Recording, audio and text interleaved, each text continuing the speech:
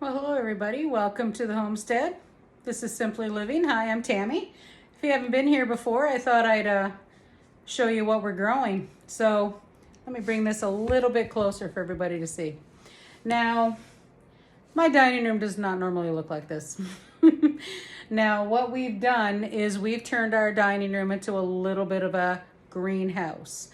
Now, I would probably show you this during the day, but during the daytime, all these grow lights that we have some actually suspended under the table here as well, and I'll show you those in a moment.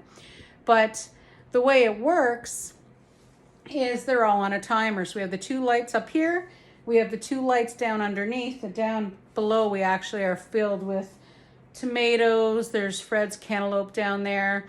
These guys here are patty pan squash. But we have tons of veggies that are actually getting ready. And now my whole plan for the year is not to actually buy any starts for the garden. So now if you're not a gardener, what a start is when you go into the big box stores or you go into your nursery or wherever, especially at this time of year, you start to see veggie plants. Those are basically starts. So now everything that I've got here, I have started from seed. I've actually got my first seed saves, which were very successful. Those are in my little tiny greenhouse, which you can see right over there. So, but let's talk about what we're actually going to put in the garden this year. But we're going to start with the direct to seed. Are you ready? This is my ripped direct to seed bag. Now, if you understand the difference between starts and direct to seed, what direct to seed is literally, whoops, sorry about that. These are the things that are actually going to go right in the ground. Now, most of the seeds that I buy locally here on Prince Edward Island from Bessie Seeds. Now, they're not paying me anything. This is just because they're local. I know where they come from. They're very, very passionate about what they do and what they provide.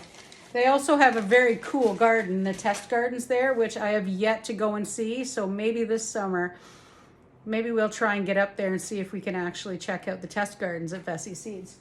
But there are a few other ones that I have in here, but let me show you the things that I like to plant. First thing that I love to plant are these.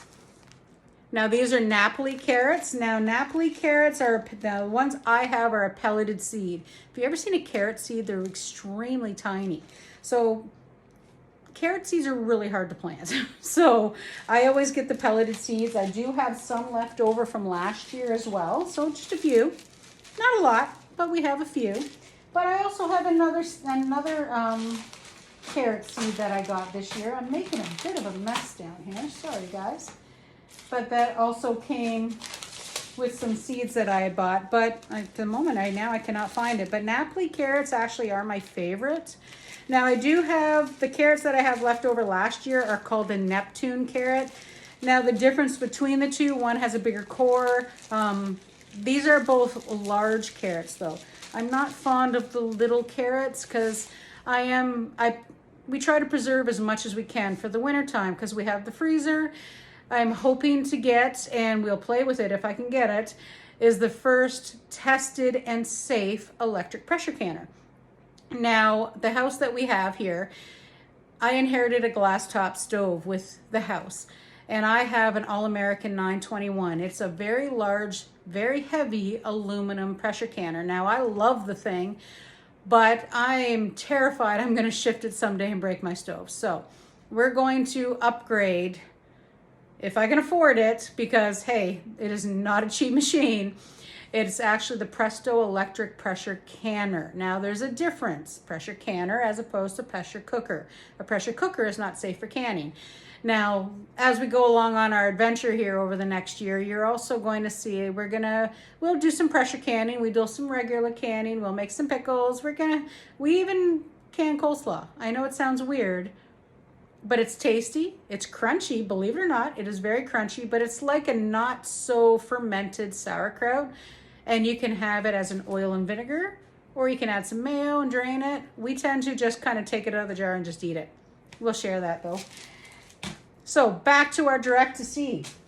There's a couple of things that we have bought that are not, like I said, Vessies. So our little rutabaga is. But Swiss chard, this actually comes from the Halifax Seed Company. Halifax Seed I've had great success with as well. So, but there's a couple of things that I have not planted yet. Now this is a Stanhope pea. This one's new for me this year. A lot of people, I don't know, if you're my age, and yes, I said it before and I'll say it again. Hey, I'm old. My daughter, she will say I am not old. What does she call me? Oh yes, I am gently aged, like blue cheese. But hey, why not? So just so you guys know, I'm in my 50s. Why not? We are older-ish homesteaders. But we're not true homesteaders. We're just trying to work the simpler life. Hence the reason why this is Simpler Living PEI. But anyway, Stanhope peas. But like I said, back when you're my age, it wasn't uncommon to shell peas. Some people find it completely monotonous, repetitive. Yeah, so do I. Big deal. But I will sit on my deck, or I'll pop a movie in and I'll just sit there, put my feet up, and I'll shell peas. I am one of those people where my hands always need to be doing something. And unfortunately, I'd rather shell peas than, you know, play on an iPad. A couple of our other direct to seed things that we have is actually our peaches and cream corn. We eat a lot of corn. Not as much corn on the cob as you can see, because unfortunately, if you've not noticed, I have lost a tooth. So corn cob and we have fights. So that'll be another adventure maybe we'll do together, because I'm terrified of dentists. But we won't go there. Anyway, peaches and cream corn also comes from Vessies. This is it's an untreated corn as well. Now, I was debating on getting treated corn this year. So unfortunately, Prince Edward Island has had a problem with earwigs last year. So I lost some corn to earwigs. I also lost quite a bit of carrots. They like the seed. So I'm hoping the winter was cold enough. Now, a couple other of our direct to seeds that we have are, now this is actually a burpee product. Mostly, unfortunately, because I went to Vessies to get them and they were sold out. So I did actually find this at Canadian Tire, because Canadian Tire carries a lot of burpees. So if you're in Canada and you can't get Vessie seeds or Halifax seeds, or if you're on the West, which is a little bit harder to get Vessies unless you order them, you can get burpee at most of the big box. And this is called a Bush Blue Lake bean. Now these are a bush bean. Trailing beans are great if you have the supports. Now in my case, I could get the trailing beans, but we live in a pretty windy spot. So the bush beans, to me, they're easier for me to take care of. They're a little lower, works the back and the backside when you're bending over picking beans. But Bush Lake beans for me, now they work great for canning. They're great for preserving. So I can put them in the freezer, and they're not stringy and tough. Now, we had Provider beans last year as well. Provider beans are good. They have great flavor, but if they do get harvested a little late, they're tough. Whereas the Bush Blue Lake beans, I had no problems on when I did get to them a little late. Last year at harvest, I was working 2 jobs, so yeah, the garden got away from me. So, but we have beans, we have peas. We also do have a few Provider beans left, so I'm not going to let these go to waste. We are going to plant them. Now, I talked about Seed Save. Now, Seed Save last year is the first time I've actually saved seeds. Now, these are the bush beans again. Now, I saved some. These are going to go in their own little spot in the garden so I can keep them separate so I know whether or not it worked. And these are the shelling peas from last year. So once again, they're going to go in a different spot in the garden, and we'll see if that actually worked. Now, here's the fun part about seed saving. So I was running out of green peppers in my freezer. So what I tend to do is I chop up green peppers, leave them in the freezer, so we use them for cooking. I needed some peppers. So if you've ever been to the Independent or the Canadian Superstore, Atlantic Superstore, depends on where you are in Canada. If you're not in Canada, I apologize now. But here at the superstores, basically the old Loblaws, they're called Naturally Imperfect, I believe it is. But anyway, I bought a bag of sweet peppers. Now, if you don't know what a sweet pepper is, they look like long hot peppers, but they're not. They're same as a green pepper, red pepper, yellow pepper. They're a sweet pepper. So what I did is I used one and I saved some seeds. I planted, I think 12 or 16, and they all came up. I was beyond surprised. So if you can't get a package of pepper seeds, but you can get a pepper, get a nice, firm, ripe, nice pepper, save a few seeds. Just put them out, lay them on a paper towel, let them get dry, and then just plant them. See what happens. There's no harm in trying, right? Anyway, to get back to our everything else, a couple other things that do go in direct to seed are our baby pan pumpkins, our prism. These are like a butternut, an acorn squash, and some Detroit red beets. Now I have more packages of this. This is just what's left over from last year. But that's our direct to seed. We have quite a few of them, but let's take our little camera here. Let's show you everything else we're doing. Now, like I mentioned, we have our lights. So as you can see, we have our lights suspended from our dining room window. Or dining room window. Oh my goodness, it's been a long day. From our dining room light. And if you look down here, these are actually the reflectors from the driveway. So what we did is we actually suspended the other lights from those reflectors. Now this is my grandmother's table. This table is older than I am. She was an avid gardener, so I think she'd be proud.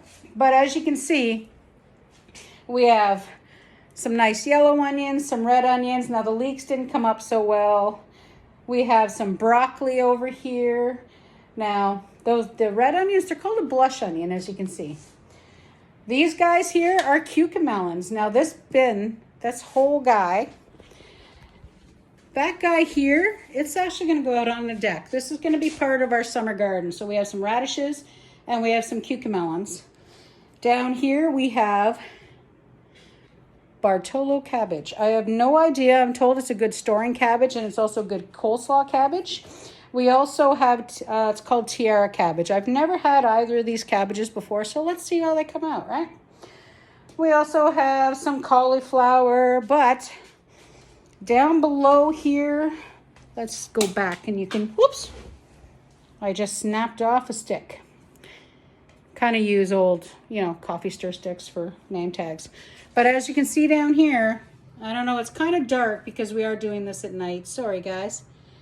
Let's see. This is where most of our tomatoes are. So we have quite a few Roma tomatoes because we're going to do an adventure, of course. We're going to make some tomato paste, tomato sauce, some canned tomatoes. We also have some beefsteak tomatoes. Now these ones here, the specific beefsteak, let me grab the tag here for you. These guys are called the big beef tomato. See that right there? Now they do get pretty big. So that is, when they say big beef, that's literal, big beef. We've discovered that this big beef tomato, let me put that sign back here.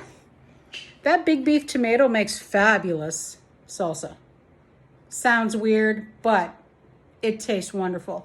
So, but there are quite a few more veggies kicking around. We have cucumbers, we have melons, we have birdhouse gourds. That will be part of our adventure for the year because last year we planted them too late. We got birdhouse gourds, but nothing to make a birdhouse with. So this year we're hoping to get some birdhouse gourds. We also have a couple of loofahs. Now loofahs, we're in zone 5B. Now if you're a gardener, you really should know your zones.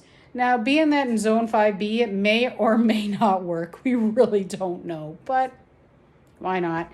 But welcome to my dining room greenhouse. Oh yeah, you can see my little garlic down there. And over there, of course, in our little greenhouse, forgive the fan. We do heat our house mostly with a wood stove, so the fan does help circulate.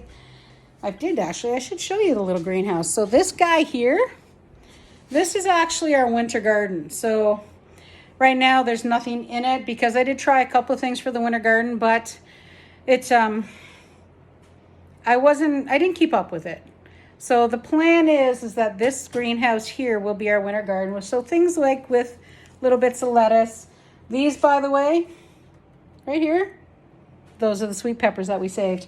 We also have some leeks, some other peppers, some hot peppers, and my sweet onions back there that are going to go out into our kitchen garden, which will be out on the deck. So, what's your gardens look like, guys? So what I'll do is I'll link Vessie's down below in the comments and check them out. Like I said, they will ship anywhere in Canada, anything from seeds to saplings. Believe it or not, I do actually have a sugar maple sapling that I ordered from Vessie Seeds. I actually had ordered 4, but only 1 did make it, unfortunately. But hey, it happens. So there you go. Those are our seed starts for the garden and what we're going to be planting, even though I'm pretty sure I missed a few. But continue on with the adventure for us. Go ahead and like and subscribe, and we'll talk again soon. Bye.